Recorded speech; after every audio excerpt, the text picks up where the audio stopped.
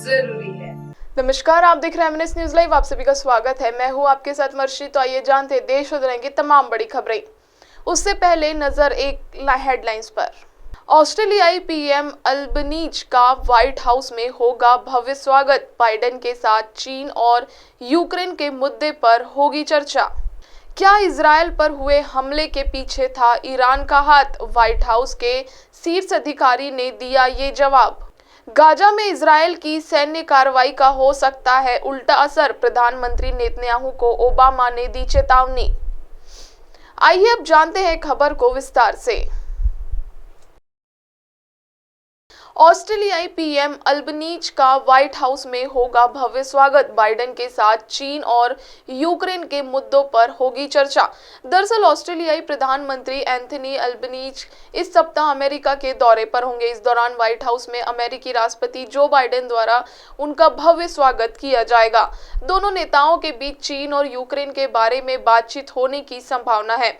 Washington Asia प्रशांत क्षेत्र में Beijing का मुकाबला करने के लिए एक व्यापक रणनीति के हिस्से के रूप में लंबे समय से सहयोगी ऑस्ट्रेलिया के साथ अपने संबंधों को मजबूत करना चाहता है, जिस कड़ी में इस मुकाबले को काफी खास माना जा रहा है। अल्बनीज के लिए एक भव्य राजकीय रात्रि भोज का आयोजन भी किया जाएगा।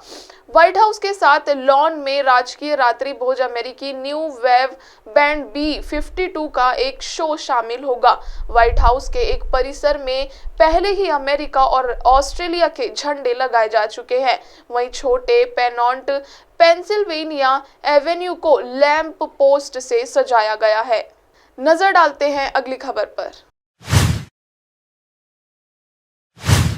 क्या इजरायल पर हुए हमले के पीछे था ईरान का हाथ? व्हाइट हाउस के शीर्ष अधिकारी ने दिया ये जवाब।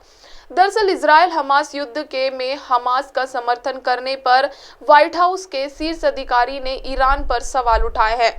रणनीतिक संचार के लिए राष्ट्रीय सुरक्षा परिषद NSC के समन्वयक जॉन किर्बी ने कहा कि ईरान सालों से हमास का समर्थन कर रहा है।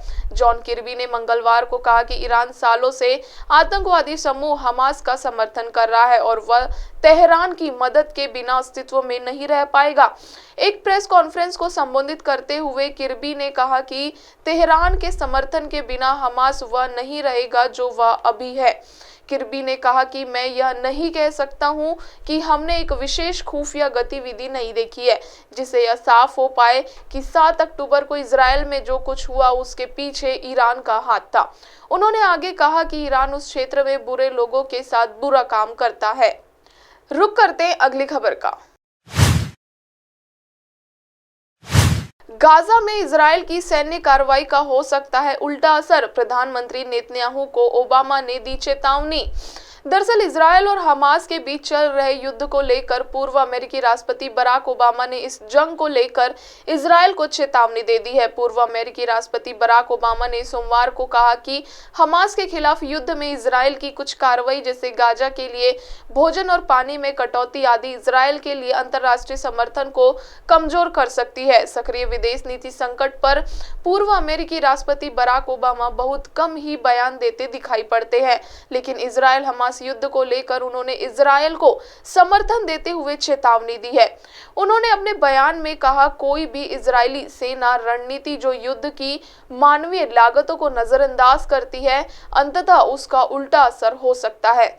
ओबामा ने आगे कहा, इजरायली सरकार गाजा में लोगों के लिए भोजन, पानी और बिजली काटने के इजरायली सरकार के फैसले से न केवल बढ़ते मानवीय संकट का खतरा है, बल्कि यह पीड़ितों के लिए फिलिस्तीनी रवैये को और अधिक सख्त कर सकता है। इजरायल के लिए अंतर्राष्ट्रीय समर्थन को खत्म कर सकता है। इजरायल के दुश्मन इसका इस्तेमाल कर सकते हैं और इलाकों में शांति और स्थिरता हासिल करने की कोशिशों को और भी कमजोर कर सकता है। अब आप हमारे चैनल को आपके मोबाइल पर भी देख सकते हैं। मोबाइल में देखने के लिए प्ले स्टोर से MNS news TV app download करें।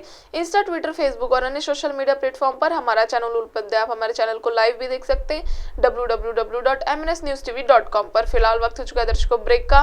ब्रेक से लौटने के बाद देखेंगे देश और दुनिया की तमाम बड़ी खबरें। नमस्कार।